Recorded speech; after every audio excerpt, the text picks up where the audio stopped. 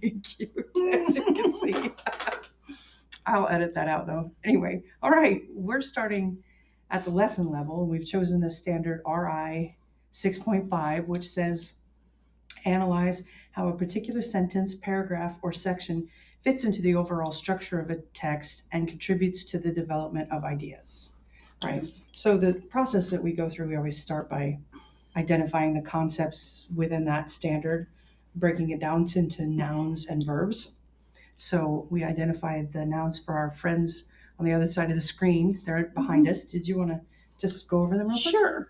And we feel it's important to do these big sticky notes for your students. So after you teach, you have this as a reference for your students. So the nouns that we pull out of that standard: sentence, paragraph, chapter, structure, text, and ideas. The verbs, or the skills that we need a student to do this successfully, is to be able to analyze, and then how does their analysis contribute to their understanding. Okay. And taking it apart like that, any standard just helps us to really look at what that standard is asking students to do and helps us then to break it down into those learning progressions, Yes. which is where we're going next. So the learning progressions that we identified for this standard were students are going to need to understand what text features are. Mhm. And those are I call them the frosting. Subheadings. Yeah, subheadings and Those bold, little italics. pictures, yes. Yes, and diagrams. All of that are the text features Yes. that help. They're organizing the text for readers. Yes. And then they need to understand text structures, which are the ways that authors build text. And we identified the 5 most common ones. Isn't that right? Sure, we did. We put that up there on our poster. Yes. And you we've put those got- in green. So Yes, because that's for me to teach as well as for the students to reference. Mhm. So we've got, the structures of description, order and sequence or chronology, compare and contrast, cause and effect, and problem and solution. Right. So that invites a conversation with our students. We want to make sure that they understand that biographies most of the time are written chronologically. We start with when the person was born and then go through their life as a progression.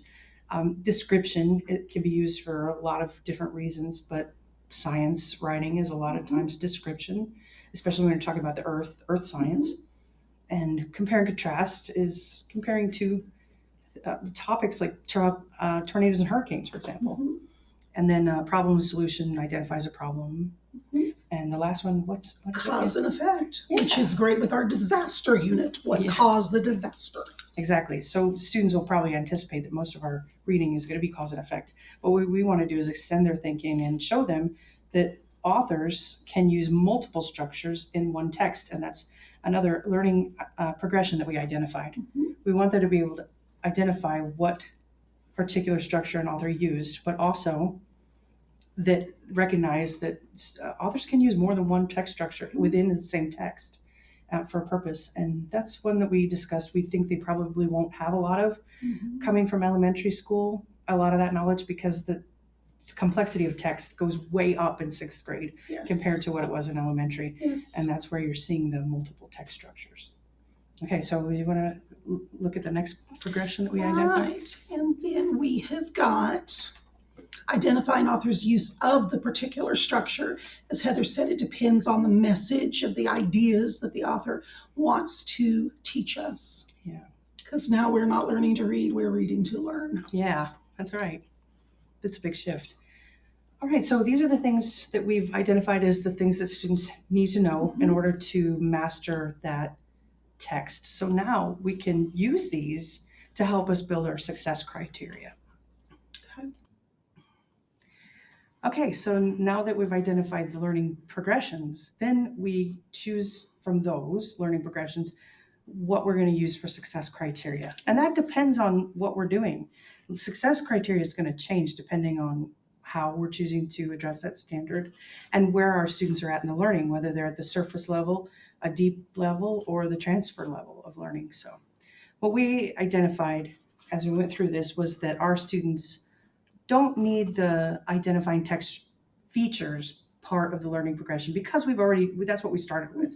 And we assessed them and we know they're secure in that knowledge. And we did what we needed to do with kids that struggled. We took them back to small group and supported their understanding. So we really feel like our kids have a solid understanding of text features now. So that's why we decided to just start with text structures. And did you want to say anything about that, or? Sure. We know at the sixth grade level that our students are speed readers, and everything is getting them to slow down to critically think about what they're reading. So by identifying the 5 text structures, what it is that slows them down a little bit, because we know how sixth graders are, they look for that one word answer. So here they have to think about it, what is being used, and then what are they learning? And that's the huge progression that we need for them, is to get them to analyze and critically think about the words they're reading. Exactly. I totally agree with that.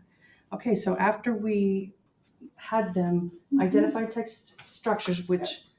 then we know that we're going to need to have them understand and identify why an author would use a particular text structure for their text. So, Yes. and this is all before we create any learning opportunities. We're just talking through what students are going to need to understand in order to master the standard, and what criteria are we going to show them to help them understand where they're at and how they're succeeding with learning that standard. So the next one we had was identifying different text structures in each section or subheading of the text.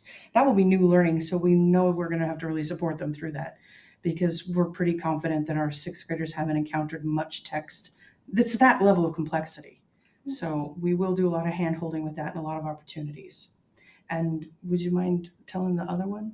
Not at last all. couple? And I would add lib on that, when students are trying to look up information, understanding those subheadings and the purpose will get them to the right subheading versus having to reread everything. Oh, yeah. Which All is close reading, because we've probably gone, it's an anchor text, what we're using in Mammoth Shakes and that one that I can't ever say right. Monster Waves and Mammoth Shakes, right.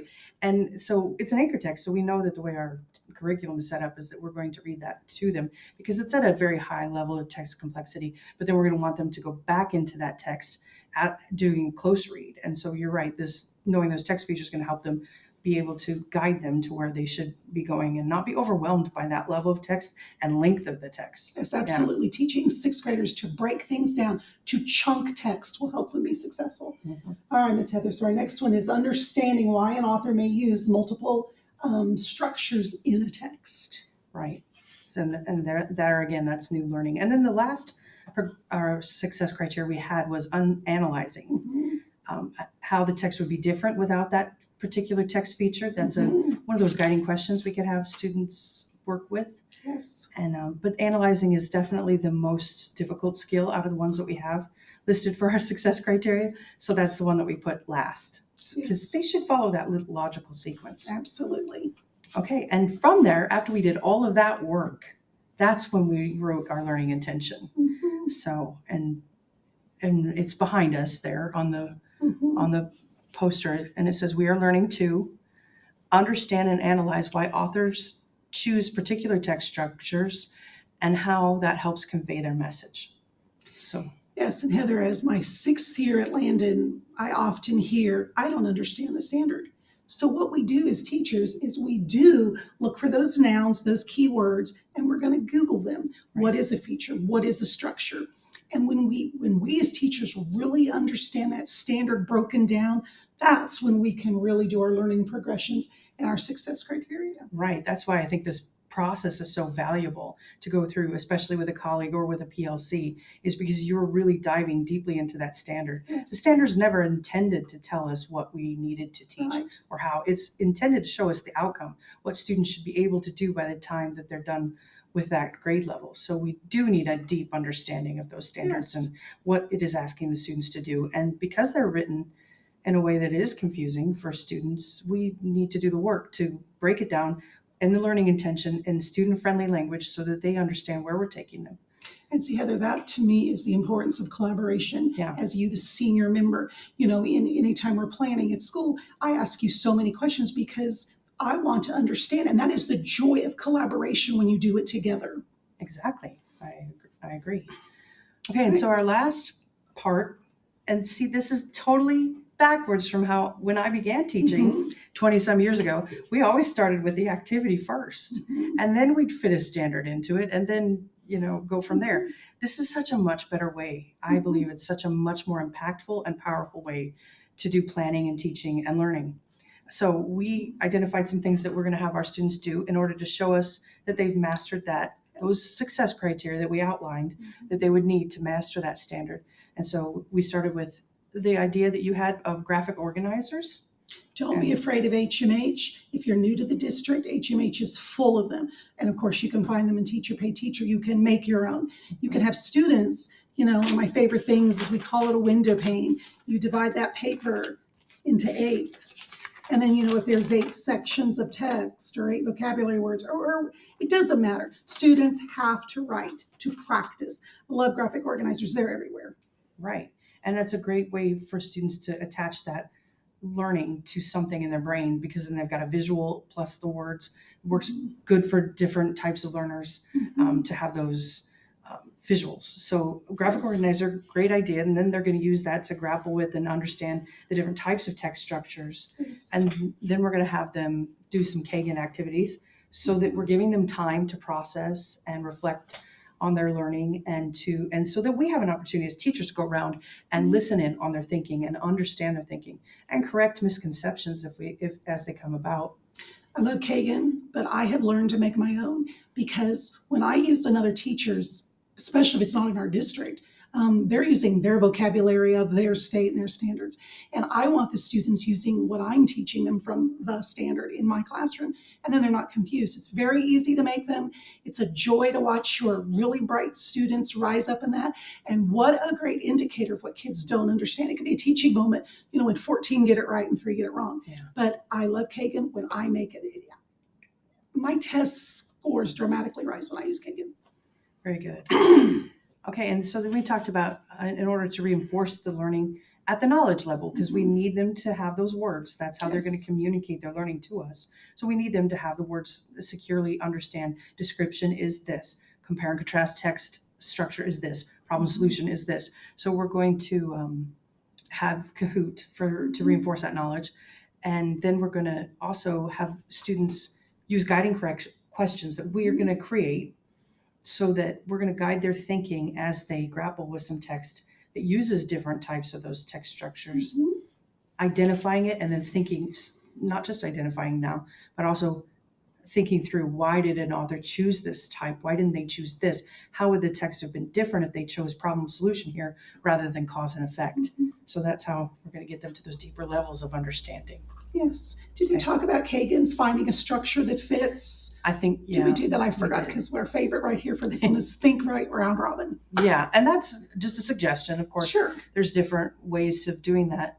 But the beauty is, if you're doing this together with a grade level partner or in a PLC, if you've chosen out the structures beforehand, if you've identified the learning opportunities beforehand, then each of you are teaching a similar thing, and then your data is going to be more valuable because it's going to tell the same story instead of trying to assess apples versus oranges. Your data is going to be so similar that you can really understand, okay, why did this work for this set of students but not so well for this one, and really evaluate that process. Heather, I agree. In my PLC experience, it's been, what's the standard, right? An intention, what's the story, and then we're done. And through this process, learning to take those progressions, then break it down to an intention and a success criteria. Wow, is that teacher clarity, because I really know what I'm doing. Right. I know where I'm going, especially if I have the kids help me, Right. write the success criteria. But anyway, it's like, to me, you do all that pre-work, and then because you know where you're going, it makes learning so much more enjoyable because you're not struggling. What do I need to do? Where am I going? Right, exactly. And I love that you brought that up, because I think that's the power of this whole process, is doing the work that we did. And it seems cumbersome at first, but as you do it, you get better at it and it goes faster. But doing it this way rather than the way that we've done it in the past is so much more impactful for us as teachers, and it's so much more impactful for students. I look at it like the road trip example. Before, the way that we did teaching and learning, we just jump in a car and say, let's go somewhere. We didn't know where we were going exactly. We had kind of a vague idea. If there were problems, well, we'll figure it out as we go, which can be done. But I find my trips are much more enjoyable when I know where I'm going to be sleeping, when I know what stops I'm going to be making, when I know the process has been completely planned out, and all I have to do is then go enjoy it. Yes. But it's a great analogy. Yeah. All right. Okay, well, thank you. And Thank you, Heather. And thank you to our audience. And we hope this has been valuable for you. And we'd love to hear from you if you have used this process and how it has impacted your teaching. And just let us know. It's fun to hear those stories and to grow together. Thank you very much.